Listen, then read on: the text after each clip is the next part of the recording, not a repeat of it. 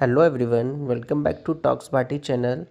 बेटा आज के इम्पोर्टेंट क्वेश्चन होने वाले हैं। आपका सब्जेक्ट है पैथोफिजियोलॉजी, जिसका सब्जेक्ट कोड है आपका BP2040 B pharma AKT university pattern के अकॉर्डिंग ये क्वेश्चंस डिज़ाइन किए हैं।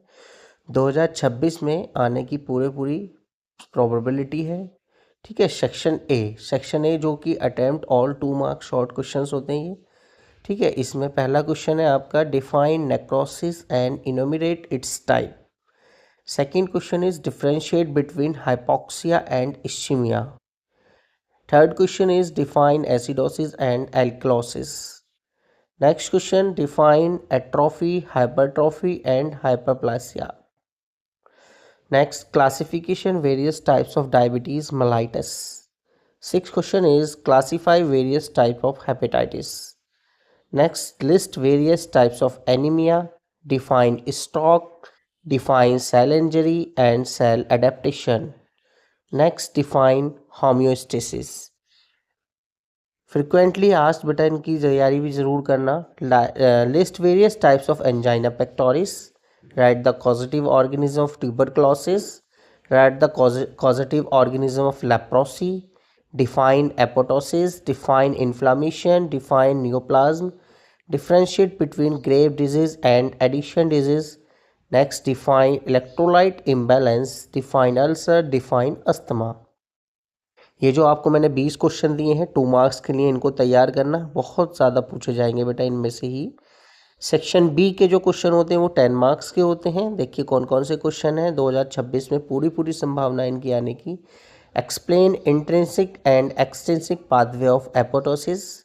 Discuss the pathophysiology of hypertension. Explain the role of RAS in its pathogenesis. Next question, define cancer and explain the pathophysiology of cancer. Next question, describe the pathophysiology of AIDS and its complications. Next, discuss the pathophysiology of asthma.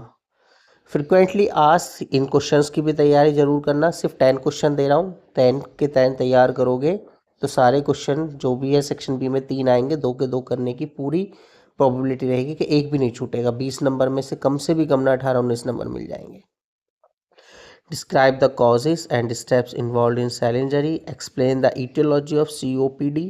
Summarise the pathogenesis and symptoms of epilepsy. Explain various types of tumor and their pathogenesis. Differentiate intrinsic and extrinsic pathway of apoptosis.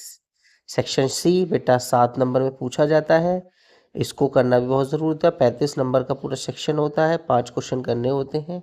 देखिए first question, explain the mechanism of reversible and irreversible injury. Explain the mechanism of inflammation and classify inflammatory meditators. Explain the pathophysiology of atherosclerosis. Define anemia and elaborate iron deficiency anemia. Explain the pathophysiology of epilepsy and its types. Define ulcer and explain the process of ulcer development. Discuss the pathophysiology of AIDS. Explain the pathophysiology of diabetes mellitus.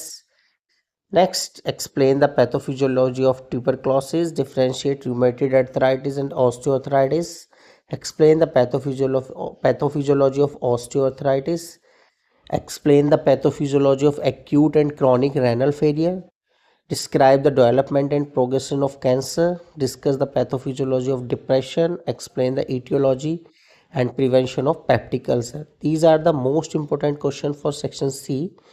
2026 exam study based on trend के according बता देता हूँ बेटा। Section B में cancer, apoptosis, hypertension, ads, इनमें से 2 या 3 आने की हाई चांसेस हैं। सेक्शन सी में सेल इंजरी,